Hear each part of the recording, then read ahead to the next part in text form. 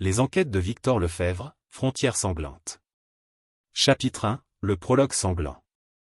La nuit tombait lentement sur la ville endormie de Lille, en France. Les rues pavées brillaient faiblement sous les lampadaires, et une brume légère flottait au-dessus des canaux qui serpentent à travers la vieille ville. Dans une ruelle sombre près de la grande place, un cri déchirant fendit l'air, suivi du bruit métallique d'un couteau qui heurtait le sol. Victor Lefebvre, inspecteur chevronné de la police judiciaire française, avait été appelé sur les lieux. Sa silhouette massive se détachait dans l'obscurité, vêtu d'un long manteau sombre qui flottait derrière lui alors qu'il se frayait un chemin à travers les ruelles tortueuses. Son visage était impassible, mais ses yeux bleus perçaient l'obscurité avec une intensité calculatrice. À l'entrée de la ruelle, une petite foule de badauds s'était déjà rassemblée, attirée par la curiosité mêlée de peur. Victor s'approcha du cordon de sécurité établi par ses collègues et salua brièvement l'inspecteur Dupont, son partenaire sur cette affaire. « Que avons-nous ici, Dupont » demanda Victor d'une voix grave et mesurée.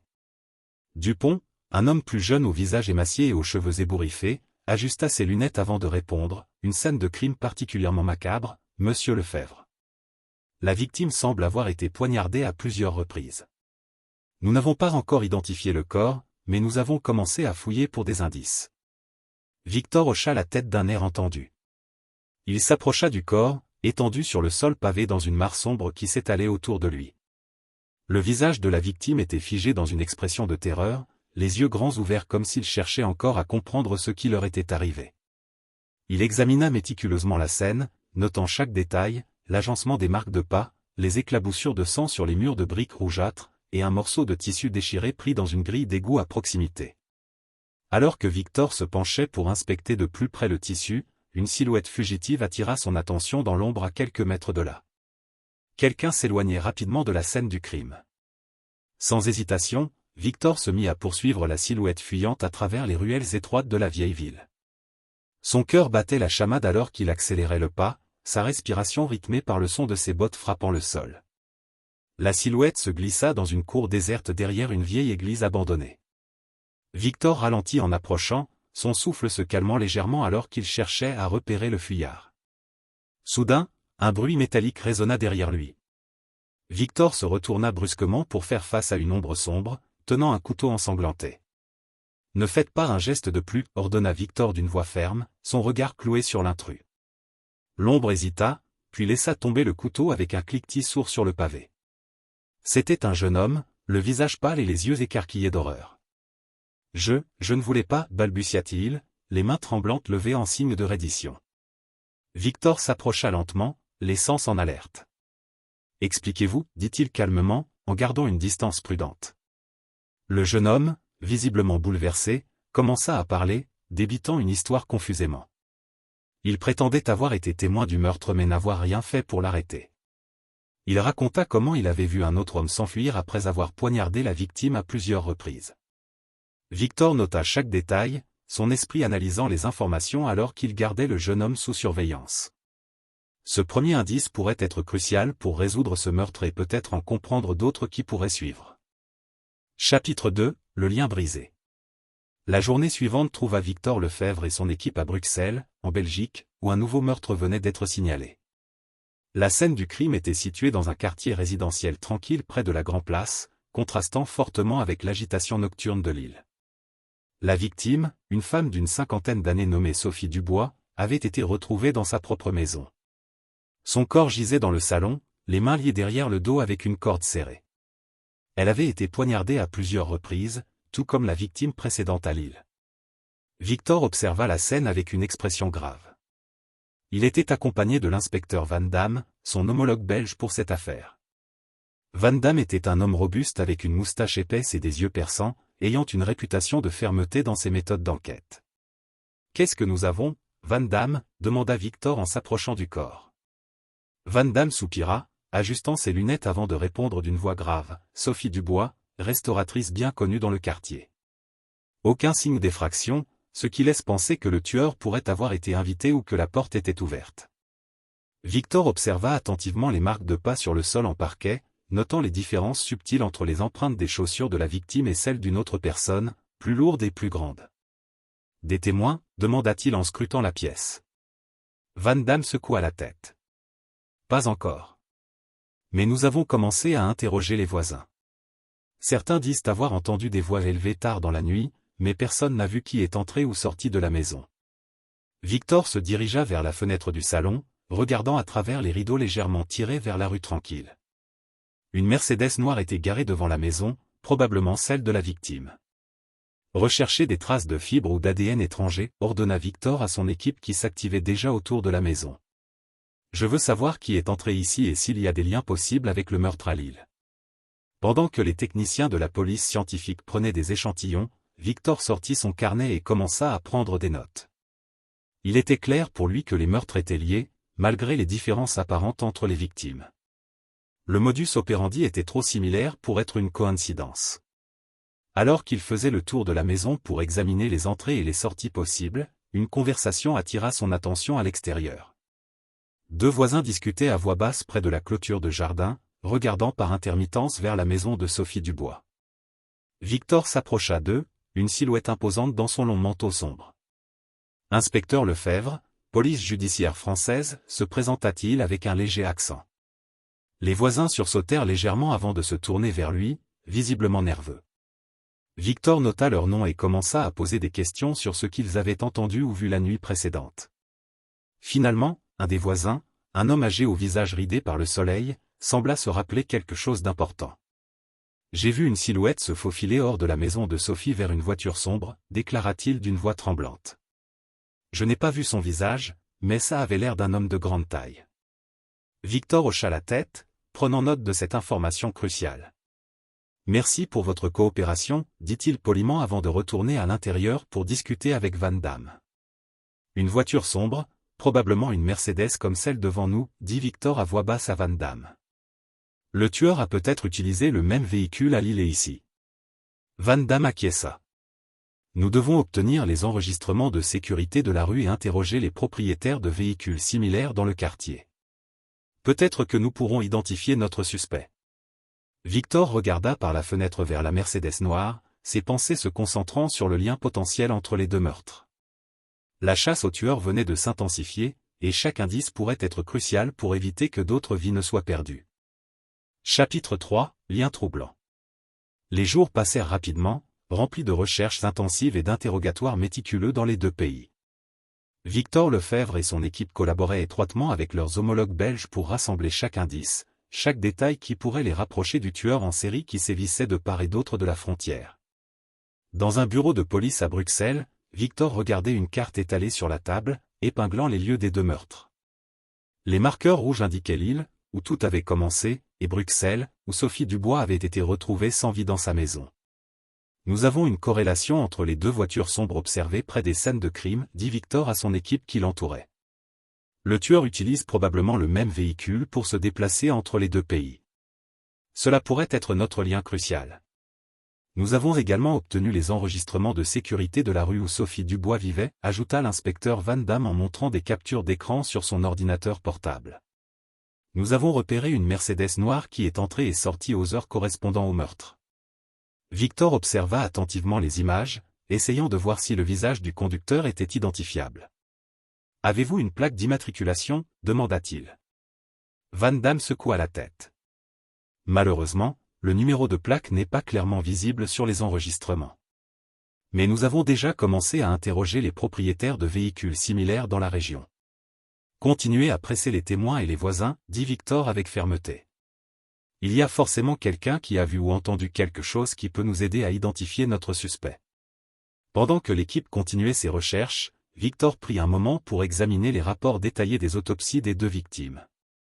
Les résultats étaient troublants, les deux femmes avaient été tuées de la même manière, poignardées à plusieurs reprises avec une violence implacable. Il referma le dossier avec une grimace de dégoût. Le tueur est méthodique, sans pitié, murmura-t-il pour lui-même. Il semble choisir ses victimes avec soin, mais pour quelle raison? Alors qu'il réfléchissait à cette question, une alerte sonna sur son téléphone. Un nouveau message venait d'arriver, un troisième meurtre avait été signalé à Charleroi, en Belgique, une ville située non loin de Bruxelles. Victor se redressa immédiatement, ses sens en alerte. Charleroi. C'est à moins d'une heure d'ici, dit-il à son équipe. Préparez-vous à partir immédiatement. Nous devons arriver sur place aussi vite que possible. Sans perdre de temps, Victor et son équipe se dirigèrent vers Charleroi, où un nouveau chapitre macabre de l'enquête attendait d'être écrit. Les enjeux devenaient de plus en plus élevés, chaque meurtre rapprochant le tueur de la capture, mais aussi de nouvelles questions sur ses motivations et ses prochains mouvements. Chapitre 4, Ombre de Charleroi. Charleroi, une ville industrielle austère, accueillit Victor Lefebvre et son équipe avec une atmosphère lourde de menaces alors qu'ils se dirigeaient vers la nouvelle scène de crime. Le soleil déclinait lentement à l'horizon, jetant une lumière dorée sur les façades grises et délabrées des bâtiments qui semblaient témoigner silencieusement des malheurs récents. Le dernier meurtre avait eu lieu dans un entrepôt abandonné aux abords de la ville. Le corps de la victime, un homme d'âge moyen nommé Pierre Lambert, avait été découvert par un passant curieux qui avait alerté la police locale. Victor et son équipe se tenaient maintenant devant l'entrée de l'entrepôt, les lumières clignotantes des véhicules de police baignant la scène dans une lumière froide et crue. Les techniciens de la police scientifique s'affairaient déjà autour du corps, prenant des photos, collectant des échantillons et marquant les empreintes potentielles. Victor s'approcha prudemment du corps, prenant note des détails macabres qui semblaient se répéter, des mains liées, des blessures multiples par arme blanche, et une expression figée de terreur sur le visage de la victime. Inspecteur Lefebvre, l'inspecteur Van Damme l'interpella en se joignant à lui, ajustant ses lunettes avec un air soucieux. C'est le même modus operandi que les deux précédents. Victor acquiesça gravement. A-t-on trouvé des témoins cette fois-ci, demanda-t-il, scrutant les alentours à la recherche d'indices potentiels. Non, pas encore, répondit Van Damme. Mais nous avons commencé à interroger les habitants du quartier. Certains disent avoir entendu des bruits étranges venant de l'entrepôt la nuit dernière, mais personne n'a vu qui que ce soit entrer ou sortir. Victor réfléchit un instant. Examinez attentivement les entrées et sorties possibles de cet entrepôt, ordonna-t-il à son équipe. Nous devons trouver comment le tueur accède au lieu et comment il s'échappe sans être vu. Pendant que les techniciens effectuaient leur travail, Victor fit le tour de l'entrepôt, observant chaque détail avec une attention méticuleuse. Les murs de béton étaient couverts de graffitis délavés et les fenêtres étaient bordées de planches de contreplaqué. Il semblait improbable que quelqu'un puisse s'introduire ici sans laisser de traces. Soudain, un mouvement dans l'ombre attira l'attention de Victor. Il se retourna brusquement pour voir une silhouette furtive s'éloigner rapidement de l'entrepôt. « Arrêtez !» cria-t-il en commençant à courir après la silhouette. La course-poursuite traversa les ruelles sombres de Charleroi, Victor déterminé à ne pas laisser échapper cette opportunité. Il poursuivit la silhouette à travers des passages étroits et des cours abandonnés, ses sens en alerte alors qu'il essayait de rattraper le fuyard. Finalement, la silhouette s'arrêta, réalisant qu'elle était acculée. C'était un homme jeune, les yeux sauvages et le souffle haletant. « Ne faites pas de gestes brusques, ordonna Victor d'une voix calme mais ferme, son arme déjà sortie et pointée vers l'homme. L'homme leva les mains en signe de reddition, son regard passant de Victor à l'arme qu'il tenait. « Je n'ai rien fait, bafouilla-t-il, les mots sortant dans un souffle rauque. Victor s'approcha lentement, gardant une distance prudente. « Expliquez-vous, dit-il, prêt à écouter attentivement toute information pertinente. » L'homme commença à parler, ses mots entrecoupés par des sanglots nerveux. Il prétendait être un sans-abri qui cherchait un abri pour la nuit dans l'entrepôt quand il avait entendu des bruits effrayants venant de l'intérieur. Il avait vu quelqu'un s'enfuir en courant, et il avait suivi par curiosité, mais il n'avait rien vu de plus. Victor nota chaque détail, son esprit en ébullition.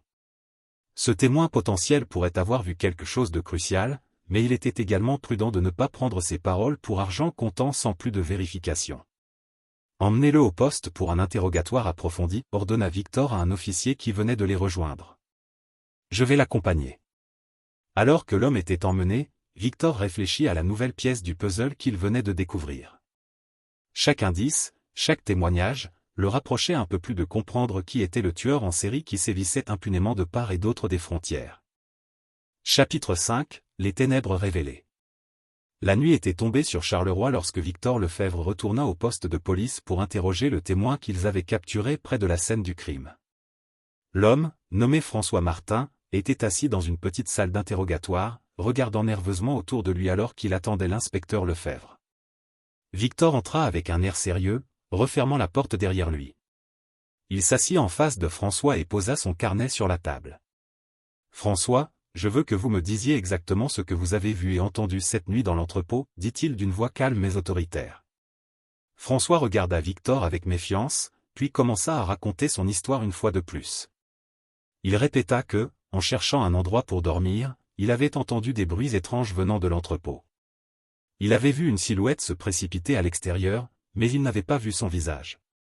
Victor nota chaque détail, scrutant le visage de François pour détecter toute trace de mensonge. Mais l'homme semblait sincère dans ses réponses, ses yeux montrant une peur palpable à chaque mention de la nuit précédente. Y avait-il quelque chose d'inhabituel à propos de cette silhouette? Des vêtements distinctifs, une démarche particulière, demanda Victor, creusant plus profondément. François secoua la tête, ses mains tremblant légèrement sur la table. Non, juste un homme grand, habillé sombrement. Je ne pouvais pas voir plus que ça. Victor prit une pause, réfléchissant à ce qu'il venait d'entendre. Il devait vérifier les alibis de François, ainsi que toute information qu'il avait fournie, pour s'assurer qu'elle était exacte et vérifiable. Merci, François. Nous allons continuer à enquêter sur cette affaire, dit-il en se levant. Vous pouvez retourner dans votre cellule pour le moment. Nous pourrions avoir besoin de vous rappeler pour d'autres questions. François sembla soulagé d'être libéré de l'interrogatoire. Il se leva rapidement et suivit l'officier qui l'escortait hors de la salle. Victor sortit de la salle d'interrogatoire et se dirigea vers son bureau, l'esprit bourdonnant d'idées et de théories.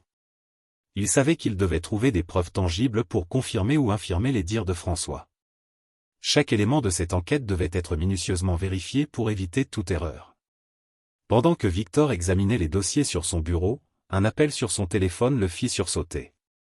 C'était un message d'urgence de Lille, un autre corps avait été découvert, marquant le 4e meurtre dans cette série sanglante. Victor attrapa son manteau et se précipita hors du poste de police, ses pensées tourbillonnant avec une urgence renouvelée. La chasse aux tueurs prenait une nouvelle dimension, chaque meurtre resserrant l'étau autour de celui qui semblait se déplacer sans être détecté à travers les frontières. Chapitre 6, l'obscurité étendue. Victor Lefebvre arriva à Lille dans la nuit, le cœur lourd de la nouvelle du 4e meurtre. La ville était enveloppée dans un silence oppressant alors qu'il se dirigeait vers la nouvelle scène de crime, située dans un quartier résidentiel près du centre-ville. La victime, une jeune femme nommée Élodie Deschamps, avait été retrouvée dans son appartement. Comme les précédentes, elle avait été poignardée à plusieurs reprises, les mains attachées derrière le dos. La pièce était imprégnée de l'odeur métallique du sang et de la terreur silencieuse de la mort récente. Victor examina la scène avec une intensité calculatrice, notant chaque détail qui pourrait le rapprocher du tueur en série qui sévissait sans pitié. Il s'approcha du corps, ses sens en alerte, tandis que les techniciens de la police scientifique travaillaient avec une précision méthodique autour de lui. Inspecteur Lefebvre, l'inspecteur Dupont l'interpella, se frayant un chemin à travers la pièce encombrée. Nous avons trouvé des traces de pas distinctes cette fois-ci. Elles mènent jusqu'à la fenêtre, comme si le tueur avait quitté l'appartement par là. Victor hocha la tête, absorbant l'information. Avez-vous vérifié les enregistrements de sécurité dans le quartier, demanda-t-il, pensant à la possibilité de capturer une image du tueur. Dupont fit signe à un de ses collègues, qui apporta une tablette avec les images capturées des caméras de sécurité. Ils visionnèrent attentivement, cherchant tout signe d'une silhouette suspecte entrant ou sortant de l'immeuble d'Élodie Deschamps. Soudain, Victor remarqua quelque chose, une figure sombre portant une capuche, furtivement glissant dans une ruelle adjacente à l'appartement d'Élodie peu de temps après leur estimé du meurtre. « Arrêtez. Faites un zoom là-dessus, ordonna Victor, pointant du doigt l'écran. Cette silhouette pourrait être notre homme. » Les techniciens agrandirent l'image, révélant un homme de grande taille, vêtu de vêtements sombres et portant une capuche pour dissimuler son visage. Il semblait se déplacer avec une hâte calculée, comme s'il connaissait bien le quartier et savait où éviter les caméras. Imprimez cette image et diffusez-la à toutes les unités de patrouille, décida Victor, la voix empreinte d'une détermination renforcée. Nous devons le trouver avant qu'il ne frappe encore. Pendant que l'équipe poursuivait ses recherches sur le terrain, Victor retourna à son bureau pour examiner de près les profils des victimes précédentes. Il devait y avoir un lien, une connexion cachée entre elles que le tueur avait choisi comme cible. Alors qu'il feuilletait les dossiers, un nom attira son attention, tous les 4 avaient été impliqués dans une enquête sur un scandale financier majeur quelques années auparavant. Élodie Deschamps, la dernière victime, avait été la plus active dans la recherche de preuves contre plusieurs hommes d'affaires corrompus. Le lien financier, murmura Victor pour lui-même, réalisant soudainement la possible motivation derrière les meurtres. Le tueur pourrait bien être quelqu'un lié à ce scandale, cherchant à éliminer ceux qui pourraient encore témoigner ou chercher la justice. Avant qu'il ne puisse approfondir cette théorie, un officier entra précipitamment dans son bureau. « Inspecteur Lefebvre, nous avons reçu un appel anonyme signalant une possible adresse du suspect, annonça-t-il avec empressement. Victor se leva rapidement, son esprit en ébullition. « Préparez une équipe et partez immédiatement, dit-il, la voix empreinte d'une urgence palpable. Nous ne pouvons pas nous permettre de le laisser s'échapper encore. » Chapitre 7, la traque. La nuit s'était étendue sur les rues désertes de Lille lorsque Victor Lefebvre et son équipe se dirigèrent vers l'adresse fournie par l'appel anonyme. Les rues étaient enveloppées d'une obscurité oppressante, seulement ponctuées par les lumières intermittentes des lampadaires et des véhicules de police qui filaient à travers la ville. Ils arrivèrent devant un petit immeuble à l'architecture décrépite, se tenant silencieux sous le regard scrutateur de Victor. L'endroit semblait désert, ses fenêtres éclairées faiblement par la lueur de la lune qui perçait à travers les nuages. Victor rassembla son équipe près de l'entrée, donnant des instructions rapides mais précises. « Soyez prêts pour tout, leur dit-il d'une voix basse mais autoritaire. Nous ne savons pas à quoi nous attendre. » Les officiers hochèrent la tête en signe de compréhension, ajustant leurs équipements tandis que Victor s'approchait de la porte d'entrée. Il frappa avec autorité, annonçant leur présence en tant que police judiciaire française. Après un moment tendu d'attente, la porte s'ouvrit lentement, révélant un homme d'âge moyen, le visage marqué par l'anxiété. Il cligna des yeux, visiblement surpris par la présence soudaine des forces de l'ordre. « Inspecteur Lefebvre », l'homme balbutia, essayant de dissimuler son trouble. « À quoi dois-je cette visite ?» Victor ne répondit pas immédiatement, ses yeux scrutant l'homme avec une intensité calculatrice. « Nous avons reçu des informations indiquant que vous pourriez avoir des informations importantes concernant une série de meurtres récents à Lille et à Bruxelles, dit-il finalement d'une voix calme mais incisive. L'homme pâlit légèrement, tentant de se reprendre. « Je ne sais rien à ce sujet, répondit-il, sa voix tremblant légèrement malgré ses efforts pour paraître calme. Victor observa les mains de l'homme, notant les légers tremblements qui trahissaient sa nervosité. « Permettez-nous de vérifier, dit-il en indiquant à son équipe de procéder à une fouille de l'appartement. » Les officiers entrèrent rapidement, explorant chaque pièce avec une efficacité silencieuse. Pendant ce temps, Victor continua d'interroger l'homme sur ses activités récentes, cherchant tout indice qui pourrait confirmer ou infirmer ses soupçons. Finalement, un des officiers revint avec une trouvaille, un sac dissimulé dans un placard, contenant des vêtements sombres et une paire de gants tachés de ce qui semblait être du sang séché. Victor fixa l'homme avec un regard glacial. « Qu'avez-vous à dire pour votre défense » demanda-t-il, sa voix dure comme l'acier. L'homme baissa les yeux, sa résistance commençant à s'effriter. « Je ne voulais pas faire de mal, murmura-t-il finalement, laissant échapper une confession tremblante. C'était juste, ils ont ruiné ma vie. Ils devaient payer pour ce qu'ils ont fait. Victor écouta attentivement, notant chaque mot avec une attention scrupuleuse. Il savait qu'ils avaient capturé leur homme, mais ils devaient encore rassembler toutes les preuves nécessaires pour garantir une condamnation. Vous êtes en état d'arrestation pour suspicion de meurtre multiple, déclara Victor, l'arrestation se déroulant sans heurts alors que les officiers emmenaient l'homme hors de l'appartement. Une fois seul, Victor s'assit un moment, la tension de la traque commençant à se relâcher. Ils avaient arrêté le principal suspect, mais il restait encore beaucoup à faire pour résoudre complètement l'affaire et apporter justice aux victimes. Chapitre 8, Révélation sombre. L'homme arrêté, identifié comme Pierre Dubois, était conduit au poste de police pour être interrogé plus en profondeur. Victor Lefebvre était assis dans une salle d'interrogatoire, face à Dubois qui restait silencieux, le regard fixé obstinément sur la table. « Pierre, nous avons trouvé des preuves qui vous lient aux scènes de crime, » commença Victor d'une voix mesurée. « Il est temps de dire la vérité. » Dubois releva lentement les yeux, une lueur de défi dans son regard fatigué. « Je n'ai rien à dire, » répondit-il froidement. Victor savait que Dubois allait être difficile à faire parler. Il avait agi avec une préparation minutieuse, effaçant les traces autant que possible. Mais il y avait toujours des failles dans les plans les plus sophistiqués. Nous avons vos empreintes sur les lieux, des témoignages de voisins, et maintenant des vêtements avec des traces de sang trouvés dans votre appartement, continua Victor, pointant du doigt les preuves accumulées contre Dubois. Dubois resta silencieux, mais Victor remarqua une légère tension dans ses épaules, une fissure dans son calme apparent. Il savait qu'il avait touché une corde sensible. Pourquoi eux demanda Victor après un moment de silence, changeant de tactique. Pourquoi ces personnes spécifiques? Dubois hésita, ses yeux cherchant une échappatoire. Finalement, il soupira, ses épaules s'affaissant imperceptiblement. Ils m'ont volé tout ce que j'avais, murmura-t-il d'une voix presque inaudible. Mon entreprise, ma famille, ma réputation, tout. Victor écouta attentivement, laissant Dubois déverser son amertume et sa frustration. Il apprit que Dubois avait été un entrepreneur prospère jusqu'à ce qu'une série de transactions financières frauduleuses le ruine complètement.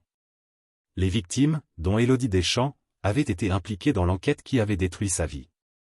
Je voulais juste qu'il souffre comme j'ai souffert, avoua Dubois finalement, ses yeux baissés dans une expression mélange de honte et de résignation. Victor soupira, comprenant la motivation tordue derrière les meurtres. Vous avez fait du mal à des innocents pour obtenir vengeance, dit-il gravement. Cela ne justifie pas vos actions, mais cela explique. Dubois ne répondit pas, se repliant dans un silence résigné. L'enquête de Victor et de son équipe avait abouti à l'arrestation du tueur en série qui avait semé la terreur le long des frontières franco-belges. Mais pour Victor, il restait encore à rendre justice aux victimes et à conclure cette affaire avec la rigueur et l'intégrité qu'elle méritait. Chapitre 9, Répercussions. La nouvelle de l'arrestation de Pierre Dubois se répandit rapidement à travers les médias, apportant un soulagement mêlé de choc aux communautés de Lille et de Charleroi. Les familles des victimes trouvèrent un semblant de paix dans la résolution des meurtres brutaux qui avaient troublé leur quotidien. Victor Lefebvre, cependant, ressentait un mélange de satisfaction et de poids sur ses épaules. Bien que l'arrestation de Dubois marquait la fin de la chasse aux tueurs en série, il savait qu'il restait encore du travail à faire pour clore définitivement l'affaire. Au cours des jours qui suivirent, Victor et son équipe travaillèrent sans relâche pour rassembler toutes les preuves nécessaires à l'accusation de Dubois. Chaque élément de preuve devait être soigneusement vérifié, chaque témoignage confirmé, pour garantir que la justice soit rendue de manière équitable et complète. Les avocats des victimes se préparaient également, se tenant prêts à représenter les intérêts de leurs clients dans les procédures judiciaires à venir. La complexité de l'affaire exigeait une préparation minutieuse pour assurer que Dubois soit jugé pour chacun de ses crimes. Pendant ce temps, Victor se plongea dans les dossiers des victimes, cherchant à comprendre pleinement les vies qu'elles avaient menées avant d'être tragiquement prises.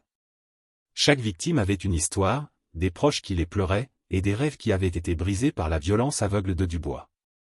L'inspecteur Van Damme, son fidèle collègue, l'aida dans cette tâche, apportant un soutien moral et une expertise précieuse dans l'analyse des preuves. Ensemble, ils parcoururent les moindres détails des crimes, cherchant à faire émerger toute information pertinente qui pourrait renforcer l'accusation. Le procès de Dubois était imminent, et Victor ressentait la pression croissante alors que chaque minute les rapprochait du jour où justice serait rendue. Il ne pouvait pas se permettre de laisser le moindre détail au hasard, il devait être prêt à affronter la défense de Dubois et à faire en sorte que chaque victime obtienne enfin la réparation qu'elle méritait. Dans les jours qui précédèrent le procès, Victor resta concentré, mettant de côté toute distraction personnelle pour se consacrer entièrement à son travail. Les familles des victimes le regardaient avec espoir et gratitude, sachant qu'il était leur voix dans la salle d'audience, défendant leurs droits avec détermination.